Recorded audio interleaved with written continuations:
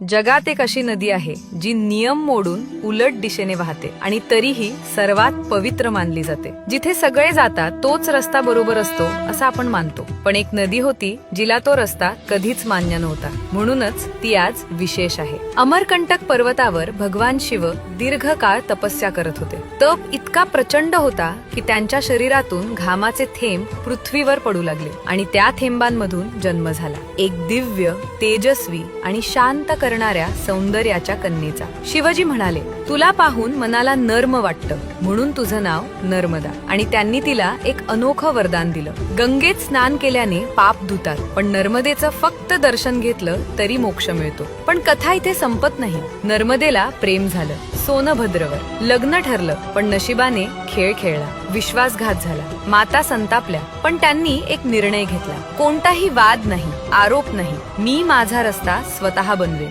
आणि जिथे सगळ्या नद्या पूर्वेकडे वाहतात तिथे नर्मदा पश्चिमेकडे वळली. नर्मदा आपल्याला एक मोठा धडा देते. जीवनात धोके येतील, लोक तुम्हाला मागे खेचतील, पण स्वाभिमान असेल तर तुम्ही स्वतःचा नवा मार्ग तयार करू शकता. आजही लाखो लोक नर्मदेची परिक्रमा करतात, कारण ती फक्त नदी नाही, ती शक्ती, पवित्रता आणि आत्मविश्वासाचं प्रतीक आहे.